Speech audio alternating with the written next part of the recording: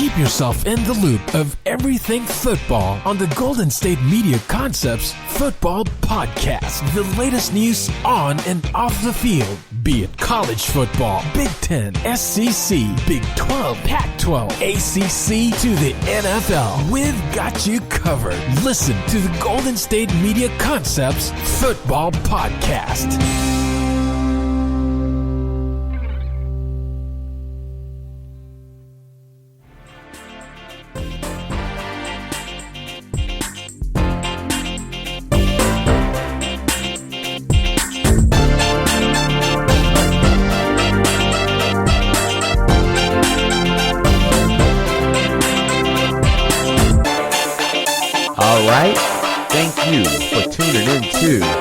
The GSMC Football Podcast, brought to you by the GSMC Podcast Network. And today we are going to be talking about that Thursday night football game, the Philadelphia Eagles versus the Green Bay Packers. Philadelphia won the game 34 to 27. We're going to talk about Melvin Gordon coming back and showing up to Chargers camp and practice. We're going to touch a little bit on and talk a little bit about Jalen Ramsey. We're going to discuss Dwayne Haskins and is it time for him to start? Unfortunately, we're going to talk a little bit about Antonio Brown. The reason why I say unfortunately is the fact that he's in the news all the time. And then we're going to cap things off by talking about the possibility of the NFL expanding their season, but possibly shortening preseason. But to start things off, last night, traditionally Thursday night football, I'm just not excited about it. It's a short week. Teams aren't as prepared as they normally are. And the games tend to be a dud, and just in my opinion. But this game delivered, and it was not a disappointment, as the Philadelphia Eagles won 34-27. Both quarterbacks looked quite impressive. Aaron Rodgers did what Aaron Rodgers does. He came out and he put on a show. And it was kind of interesting because when you look at the way Aaron Rodgers looked the first 3 games of the year, there was a lot of talk that has this new offense. Is it not working for Aaron Rodgers? What's going on with Aaron Rodgers the last couple of years? He hasn't looked good. He's had a lot of injuries. Is Aaron Rodgers getting old? And on Thursday night, he showed, at least for one night, no, he is not. He is still one of the most talented quarterbacks in the NFL. Even in a loss, he still put on a show. When you look at what he did, he was 35 for 53 with 422 yards, 2 touchdowns, and 1 crucial end-of-the-game interception. But when you look at the Philadelphia Eagles and you look at this game, in my opinion, this was a must-win game. They couldn't get into a situation where the possibility that the Cowboys could go up. If the Cowboys won and they lost, the Cowboys get a solid 3-game lead on them. And the fact that Philadelphia had a really tough stretch of games coming up, this was pretty much as close to a must-win without it being a must-win. And they were going into Lambeau Field in enemy territory, and they performed. And when you look at this game, it really was a situation where both teams looked amazing, but you could tell one team was just way too physical for the other one. When you look at it, Aaron Rodgers, they can move the ball down the field as far as passing goes, but there was a lot of pressure on Aaron Rodgers the entire game. The defense was just too physical. They could not run the ball whatsoever. And on the other side of the ball, Philadelphia was just too physical on the other side of the ball, just running it down their throats, wearing them down. And when you look at this, one of the things that when it comes down to the very end, it really did come down to who was the tougher team. Despite all the passing and the passing touchdowns, Carson Wentz had 3 touchdowns, even though he only had 160 yards passing. But he had three touchdowns. But at the end of this game, Green Bay had 2 goal line stands in which all they had to do is on the 1 yard line is just score. You're 1-2 yards out, and the first time they go down, 4 passes, 4 incompletions, and they got a big goose egg. Nothing. The second time, at the very end of the game, they still have a chance to take this, to tie the game up and take it in overtime or go for 2. And they couldn't do anything on the goal line. And in the end, a crucial interception at the very end of the game closed the game out. And the big question is, on those 2 situations when Green Bay was on the goal line, they did not run the ball. And there's a lot of talk about should they have run the ball, and I say absolutely. You get down there and it's first and 2. You're on the first and goal, and you're on the 2 yard line. You have to be able, as a team, you have to be able to look your offensive line in the eye. You have to look your running backs in the eye and just say, we're going to out-tough the defense. I think you had, even though you couldn't run the ball all night, you have to be in that situation, have to be able to turn it around and hand it to your running back and get 2 yards. Get a yard on one play, get a yard on another play, and score. A yard and a half.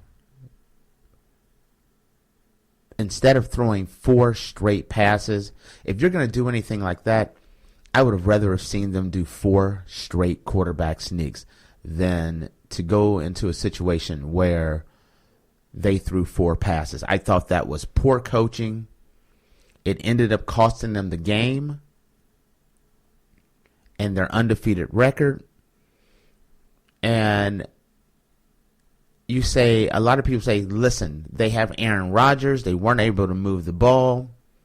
It was the right call. The reason why it was not the right call, in my opinion, is the fact that they hadn't been able to run the ball at all. But in order to keep that defense honest, on first down, you have to run it just, even if you're planning on making 3 straight passes. On first down or second down, you have to run that ball at least once to keep the defense honest. They did not fear the run, and so you had a situation where Green Bay is on the goal line, but they're playing kind of like one-handed, because one hand they're not even considering using. It's very obvious that they're not going to run. When they line up, it looks they're going to pass. The next time they line up, they're going to pass. So they were prepared for it. It was the wrong move. And I think it cost them. Now, you can say in hindsight, it's easy to say that. Even if they would have scored, I still say that would have been the wrong move. It's kind of like when you look at Seattle in the Super Bowl. It was a wrong move to pass when you had Marshawn Lynch back there.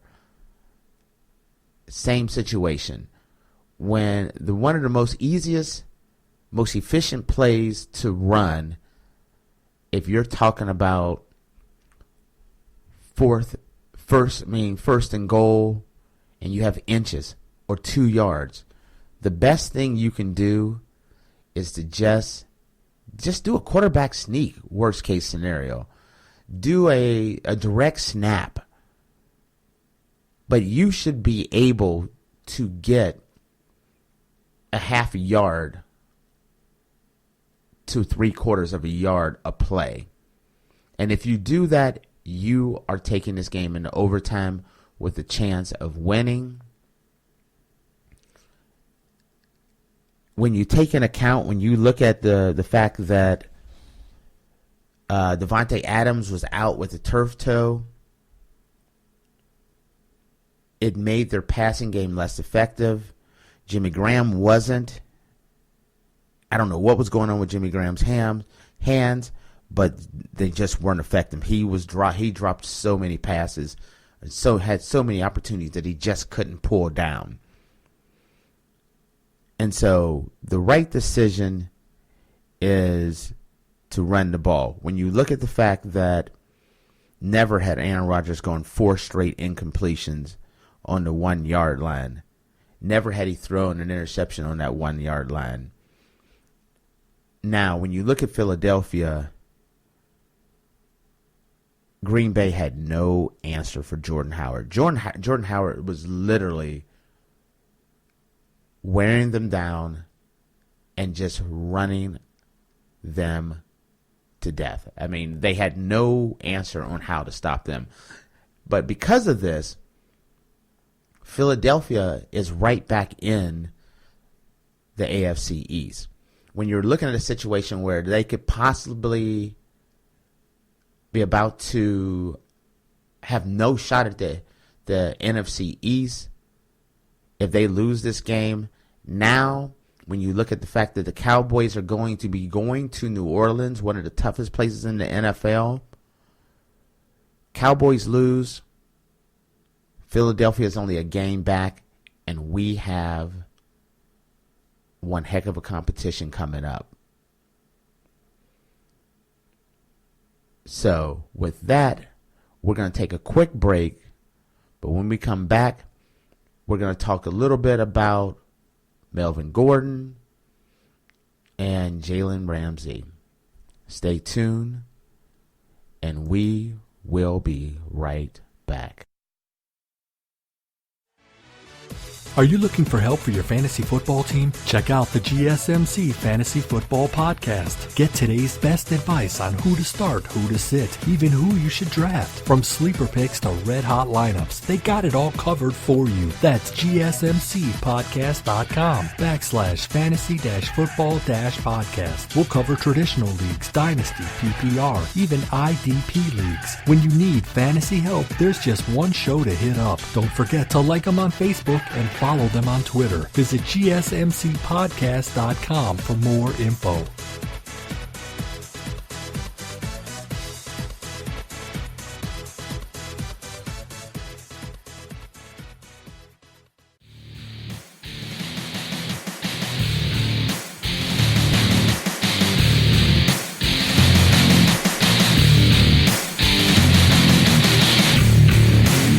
All right, we are back. And we just got done talking about that Thursday night football game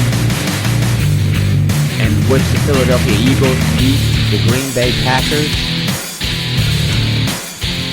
And now we're going to talk about someone else who took a loss this week. Melvin Gordon ended his contract holdout today, actually yesterday, and reported to practice for the Los Angeles Chargers. Gordon was holding out because he wanted to either get a new contract or to be traded, and in the end, he ended up with none of it. Possibly one of the worst holdouts of all time, in my opinion. And the reason why I say it's one of the worst holdouts of all time is this. Number one, he knew the Chargers is an organization that is just not to be played with. They've always taken a hard-nosed approach, and I can't think of anyone who's actually held out and it actually worked out for them. Knowing that Melvin Gordon actually did hold out, he ended up with $2.771 million in penalties, fines, game checks that he's lost, that it doesn't look like he's going to get back. He didn't get traded. And one of the things, if you're going to do a holdout, the number one reason why you would do this holdout is you want a new contract. It was obvious you're not getting that. You wanted to be traded. It is obvious you are not going to get that. So the one thing that you have going for you is, if you're going to hold out as a running back, is you can protect yourself against additional wear and tear. The fact that he came back before the 4th week, meaning that he could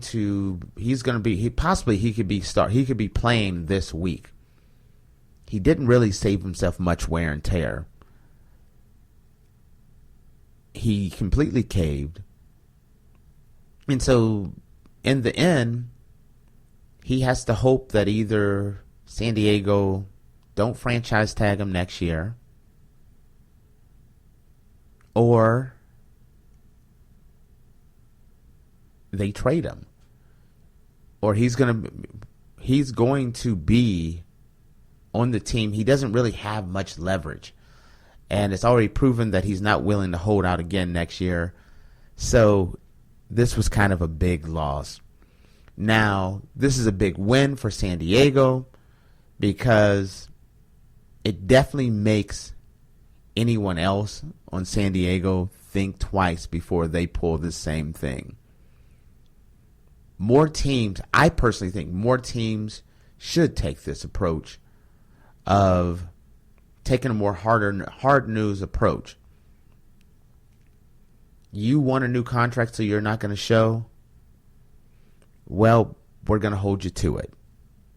As far as looking at things for how it's better for the franchise. For the player, if you're going to hold out, you got to stay true to it and keep your eye on the prize, which is less wear and tear, a bigger contract, or to go to a team that's going to give you that bigger contract with more guarantees. Speaking of holding out and wanting more guarantees, the saga of Jalen Ramsey versus the Jacksonville Jaguars is not going away. Just recently, Jalen Ramsey was on a podcast, and he made it very clear that he still wants to be traded. And it sounds like it has gone beyond, do I want money? He was saying that pretty much trust has gone out the window for both sides, and it doesn't look like there is a way to salvage this. Now, looking at this on the Jacksonville Jaguars side, it is almost impossible to find a shutdown corner the caliber of Jalen Ramsey. And so, if you're going to trade someone like Jalen Ramsey, you better get a lot. And when I say a lot, I'm thinking I think they have to hold out for 2 number ones and like another pick, 2 number ones and another player. But the start of the conversation should be 2 number ones. And the team that should be going for him without question is the Kansas City Chiefs. Kansas City is very weak on the defensive side. The one thing that would really help them out would be a solid a solid corner. That's the one thing they need to level the playing field or to give them an advantage over a team like New England. As we all know, Kansas City's offense is one of the greatest offenses of all time as far as play calling goes, quarterback play. They're changing the way the game is being played here. It just seems like they're almost unstoppable on offense, but they also seem like they're very beatable on the defensive side. And when you have a team like New England, where it is very hard to score on New England, you're going to have to play. You possibly could end up playing a team like the Ravens again. Having a shutdown corner could make life a lot more easier for a team like Kansas City. Also, I think there's a few other teams out there that I think would be a good spot. San Francisco would be a good spot. Dallas would be a good spot for them. But if I'm Jacksonville, it is very hard to find that's of any position. Quarterback and a shutdown corner are the 2 hardest things to find. You have one. That's what Jalen Ramsey makes that defense go. He was one of the biggest reasons why when you think about Jacksonville Jaguars, you think about offense. You sure don't think about them because of all the stellar quarterbacks that have come through there. You learn about them, you hear about them because of the solid defense. Now, when we come back, we're going to take a short break, but when we come back, we're going to talk a little bit about a couple quarterbacks. We're going to talk about Dwayne Haskins. We're going to talk about the situation with Tom Brady. Stay tuned, and we will be right back.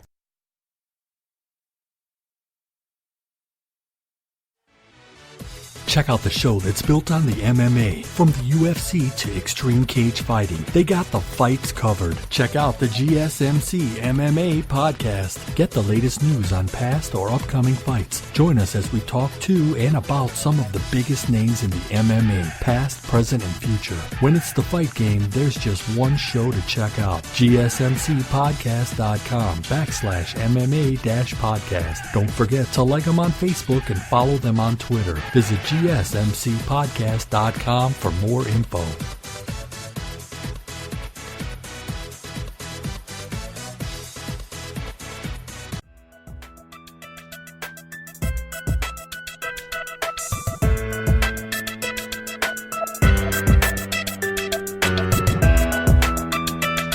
All right, we're back, and we were just talking about Jalen Ramsey and his situation with the Jacksonville Jaguars. And now we're going to talk a little bit about Antonio Brown, his situation still in the news, in which there's a lot of talk about the fact that there is a rumor out that Tom Brady was not happy with the Patriots for letting Antonio Brown go. And there's also a rumor out that a lot of the general managers in the league are kind of laughing at the Patriots because they think Antonio Brown has a solid claim for getting his $9 million signing bonus. And I do too. I think he's going to get it. Now, do I think he deserves it? Absolutely not. But do I think he's going to get it? I do. And the reason why a lot of general managers are thinking that Antonio Brown is going to get this and why they're laughing at the Patriots and why Tom Brady wasn't happy with the Patriots is because the information about the lawsuit, this is not criminal charges, but the lawsuit against Antonio Brown, the Patriots, this had came out and the Patriots knew about this before they played him. Also, when the information came out about the text messaging that he was texting, that he had texted the victim or the alleged victim, and there was a picture of her daughter in there and some other people on the text. This was information that the Patriots had. So they had this information. They knew about the lawsuit. They played him in a game. They knew about the text messaging, but they found out about it that morning, but they still had him practice the entire day before cutting him.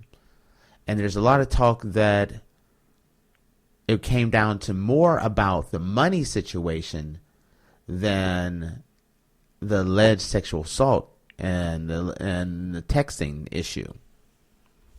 Hence the reason why Tom Brady was not happy is because it sounds like Brady saw a situation where there's a lot of talk that Antonio Brown was a very hard worker there in New England.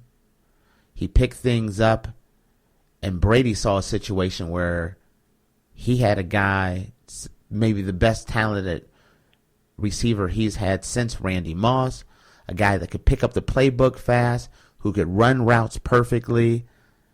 Brady's looking at a situation where this could be a guy that could get him another Super Bowl and another MVP, and he definitely was not happy about this. It is going to be very interesting to see what happens when this goes to court, or when the player union gets involved, and most likely this is going to head to court. I think he's going to get his money from New England. He won't get any money I don't think he'll get any money from the Raiders, but he's going to get that $9 million. Now, speaking of quarterbacks and what should be done, there's a lot of talk about the Washington Redskins and should they start quarterback Dwayne Haskins. And there's also a lot of talk that Redskins coach Gruden was not on board with the Redskins drafting Dwayne Haskins. And so that's another reason why Gruden does not want to start him. Now, let me give you my take on what I think the Redskins should do. I personally think that no matter how bad the season gets, you don't rush a quarterback like Dwayne Haskins into the lineup too soon. If I had my way, he would not take one snap this entire year. We've seen this story with the Redskins. about bringing in their rookie star too early, RG3, and then forcing him to do too much, getting him injured, and him washing out. And he is making a nice comeback in Baltimore as the backup for Jackson. He's done fantastic with the Baltimore Ravens. But the fact of the matter is, if you're the Redskins, you do not want to force a situation to have your young quarterback get in a team that doesn't have a great offensive line, isn't a great team in general. Let him learn by sitting there and watching and getting used to the speed of the game.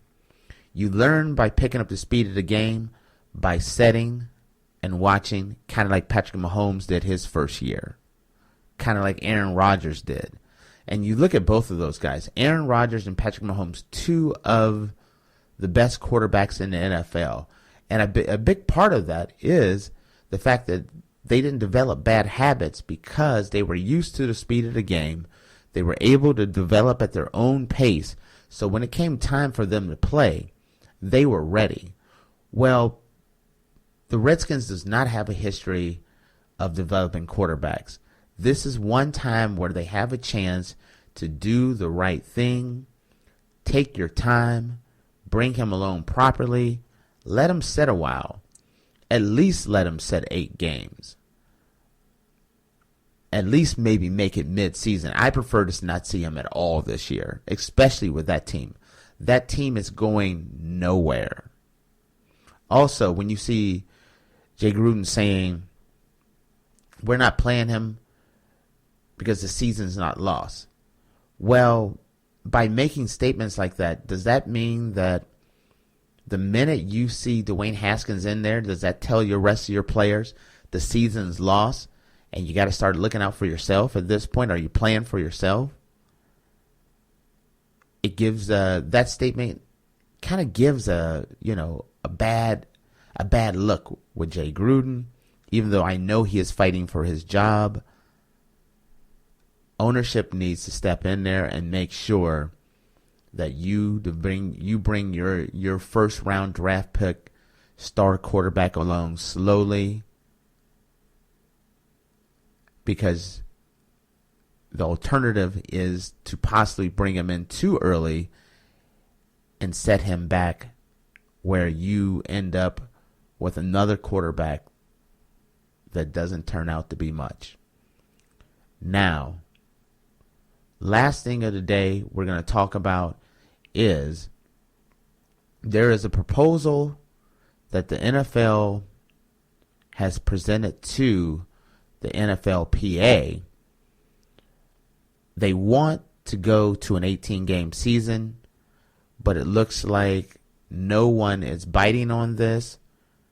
So there's talk that a new proposal has been presented where it goes to a 17-game season with absolutely no preseason games.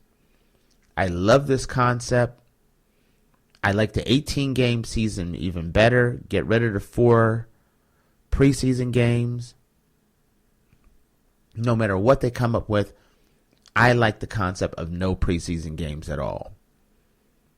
I say, if it was up to me, and if I was given my recommendation, add one extra game to the regular season, add 1 extra playoff game instead of having 2 teams with a bye. Just add 1 extra one extra game, so that only 1 team gets a bye instead of 2 teams getting a bye from each division or each conference. So the top seed would not get a bye. Would get a bye, but the number 2 seed would have to play week 1 of the playoffs. I would extend the season to where preseason start, and I would add in, since they're worried about player safety, instead of it being 1 bye week, I think every team should get 2 or 3 bye weeks. It would make the quality of the game goes up. It would give teams a better players more opportunity to get healthy throughout the season so that players can rest. I think that is the best way to go. Once again, thank you for listening. I am Tate, your host, and to all, I wish you all a good night. You've been listening to the Golden State Media Concepts Football Podcast, part of the Golden State Media Concepts Podcast Network. You can find this show and others like it at www.gsmcpodcast.com. Download our podcast on iTunes, Stitcher, SoundCloud, and Google Play. Just type in GSMC to find all the shows from the Golden State Media Concepts Podcast Network, from movies to music, from sports to entertainment, and even weird news. You can also follow us on Twitter and on Facebook. Thank you, and we hope you have enjoyed today's program.